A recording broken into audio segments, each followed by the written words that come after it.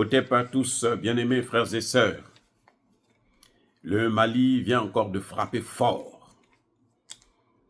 Le président Assimi Goïta est en train de se débarrasser, comme ses voisins du Burkina Faso et du Niger, de tout ce qui est des oripeaux de la colonisation. Les oripeaux de la France-Afrique. Je veux parler, en d'autres termes, des symboles qui caractérisent effectivement la vraie et pure colonisation. Par décret présidentiel, le président Assimi Goïta vient de changer les noms des boulevards, des monuments, des avenues et autres qui portaient des noms coloniaux. On est passé des noms comme Marius Moutin, qui fut ministre des colonies, donc le ministre des colonies de la France en Afrique, à un nom d'un ancien, je pense que c'était un ancien chef d'état-major, le premier chef d'état-major de l'armée malienne. Vous voyez, donc, non, lui, il n'était pas chef d'état-major, je crois qu'il était le président de l'Assemblée, voilà. Monsieur Mahaman Alassane, je crois, Haïdara, le premier président de l'Assemblée du Mali. Donc, le président Assimi Goïta a changé complètement tout ce que j'appellerais l'image. Il est en train de déboulonner tous les symboles de la France-Afrique. On a rappelé, on a retrouvé 2 empereurs par exemple, l'empereur Sundiata Keïta, qui a été honoré. Il y a l'empereur, le grand Kanko Moussa, le plus riche du monde, jusqu'aujourd'hui, jamais égalé. Il a aussi été honoré par ses descendants, et ça, c'est une bonne chose. Il y a plusieurs. Le général Aboulaye Soumaré, qui était le premier chef d'état-major de l'armée malienne. Et enfin, il y a un autre qui est aussi très, très, très important, que le général Assimi Goïta a tenu à honorer, c'est le capitaine Sékou Traoré. C'est celui-là qui a affronté les forces de l'OTAN, les forces du mal de l'OTAN. Il les a affrontés en 2011-2012. Il a refusé de déposer les armes face à ces gens-là. Et il a été assassiné en plein combat. Et on a pu l'avoir parce que, malheureusement, il n'avait plus de ravitaillement. Il n'avait plus de balles. Il n'avait plus d'armes. Mais malgré ça, il a tenu à mourir en héros, ce capitaine Traoré. Ça, c'est quelque chose que nous félicitons le président Traoré de reconnaître la bravoure de cet homme. Ah, ça, c'est exceptionnel. Nous, vraiment, puisque ça se passe devant nous. C'est à peine hier que ça s'est passé. Devant nous. Un homme qui dit, je ne veux pas céder devant ce colon. Même s'ils sont surarmés, je vais les affronter. Et il les a affrontés. Pendant 1 semaine, il a tenu bon avec ses hommes. On les a tous massacrés. On lui a demandé de se rendre. Il a refusé de se rendre. Jusqu'à son dernier souffle. Il est mort comme un héros sur le champ de bataille. Maintenant, que signifie le geste du président Assimi Goïta? Qu'est-ce que ça signifie? Pourquoi il est obligé de changer de nom? Là où il y avait les noms des Français, Général Leclerc, de Gaulle, machin, tout ça. Vous enlevez ça. Quelle est l'importance? Eh bien, l'importance se trouve dans la spiritualité. Vous ne pouvez pas honorer vos bourreaux. C'est incroyable.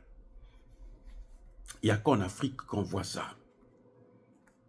Et je peux vous dire, ce que Assimi Goïta a fait là, il a ouvert une porte de bénédiction pour le Mali. Et je répète, ce que le président Assimi Goïta vient de faire, il a ouvert une porte de bénédiction pour le Mali et pour tous les Maliens. Où qu'ils se trouvent, que ce soit ceux qui sont en France, aux États-Unis, au Canada, en Angleterre, un peu partout, tous ces Maliens-là vont recevoir la visite de leurs ancêtres. Parce que dans l'au-delà, les ancêtres sont en train de faire la fête. Comme ils ont compris que leurs enfants, leurs petits-enfants, ont corrigé l'erreur de leur père. Ceux de la colonisation qui ont gardé ça, ces noms-là, qui ont continué à honorer les assassins de nos parents, ne sont pas dignes d'être honorés aujourd'hui. Parce que eux, on les met au même pied d'égalité que les colonisateurs. Et c'est ce que j'ai toujours dit pour la plupart des pays africains. Apprenons à honorer les nôtres. Pourquoi vous allez honorer les ancêtres des autres? Qu'est-ce que ça vous apporte? Vous savez, surtout que ces ancêtres-là, ils ont tellement fait du mal qu'ils ne peuvent pas revenir pour faire du bien. C'est pas possible. Parce que Dieu, là, il a une justice. Le paradis, là, c'est pas fait pour des gens qui ont fait du mal. Ceux qui ont fait du mal, ils ne peuvent pas avoir accès au paradis, c'est une évidence. Et la plupart de ces gens-là, que vous voyez là, pour la plupart, là, ils n'iront jamais au paradis. C'est pour ça que vous les voyez, eux, leur seule vie qu'ils connaissent là, qu'ils reconnaissent, c'est celle qu'on est en train de mener en ce net moment. Pour eux, il n'y a pas une autre vie. Non. Et ils le disent. Mais pour nous, nous savons qu'il y a une autre vie. Et ceux qui sont dans cette autre vie-là, ils sont plus forts que nous. Et ils sont là avec nous. Et la Bible le reconnaît, puisque la Bible dit qu'il y a deux mondes. Il y a le monde visible, il y a le monde invisible. Le prophète Ésaïe disait à un de ses disciples, il dit, mais pourquoi tu as peur? Nous avons une armée qui est là. Et le gars se dit, mais moi je ne vois personne autour de moi. Le prophète lui ouvre les yeux pour dire, regarde. Il voit devant lui des milliers et des milliers de soldats qui sont venus pour faire la guerre. La Bible dit parce que c'est notre spiritualité. Quand vous voyez des milliers de soldats comme ça qui viennent, vous ne pouvez pas savoir quand vous partez en guerre. Vous voyez que mais tout le monde est surpris comment le Mali a pu faire partir à la fois la force française, la force de l'Union européenne, Barkhane, la force onusienne, MINUSMA, l'armée secrète américaine, ukrainienne et les autres. On les a tous chassés. Vous croyez que c'est comme ça seulement? Non. Mais il faut, pour réussir de telles missions, il faut avoir la connexion avec les ancêtres. Et vous ne pouvez pas avoir la connexion avec les ancêtres des autres. Et vos ancêtres ne peuvent pas vous bénir s'ils sentent que vous aimez toujours, vous préférez les ancêtres des autres que vos propres ancêtres. Si vous les négligez, vous les oubliez. Vous voyez, c'est-à-dire que le geste d'Assimi Goïta est un geste, mais alors c'est fondamental. Vous ne pouvez pas voir ça. Même moi, je ne peux pas voir ça. Parce que c'est spirituel. Il faut rentrer dans le monde spirituel pour comprendre ce que je suis en train de dire, pour voir ce que je suis en train de dire. Et ça, c'est la spiritualité africaine. La vraie spiritualité africaine, c'est celle-là. Ah oui. Et c'est une réalité. Ne vous leurrez pas. C'est une réalité. C'est pour ça qu'on vous demande de faire du bien, pour que vos enfants à vous puissent hériter du bien. Et quand vous faites du mal, vos enfants peuvent probablement hériter du malheur. C'est ce qu'on appelle, en d'autres termes, le karma. Vous payez d'une manière ou d'une autre ce que vous avez fait. Et ça va jusqu'à 2, 3, 4 générations, comme le dit la Bible. Peut-être même plus. Les amis, en tout cas, nous saluons, nous félicitons encore la décision du président Assimi Goïta et son gouvernement. Nous estimons qu'on va continuer à honorer nos ancêtres. Ça ne veut pas dire que ceux qui sont chrétiens ne doivent plus prier, ceux qui sont musulmans ne doivent plus... J'ai pas dit ça. Je respecte les religions des autres. Je dis tout simplement que nous avons l'obligation d'honorer nos ancêtres si nous voulons avoir leur bénédiction. Nous avons l'obligation d'arrêter de élever nos bourreaux, d'acclamer nos bourreaux, de célébrer nos bourreaux, de faire des monuments pour des gens qui sont venus nous massacrer, pour des criminels. Non, nous devons le faire pour nos héros, ceux-là qui ont donné leur vie, qui ont combattu pour l'Afrique. C'est pour eux-là, ce sont ceux-là, les nôtres, que nous devons honorer. Même s'ils sont morts très tôt, parfois très jeunes, des hommes, des femmes, comme par exemple au Congo, il y a eu, je parle du Grand Congo avec K, il y a eu une Tipavita en Angola qui a été brûlée vive, avec un bébé au dos, par les mêmes Occidentaux. Vous voyez, ce sont des gens comme ça. Ou Simon Kimbangu qui a été, comment dirais-je, humilié.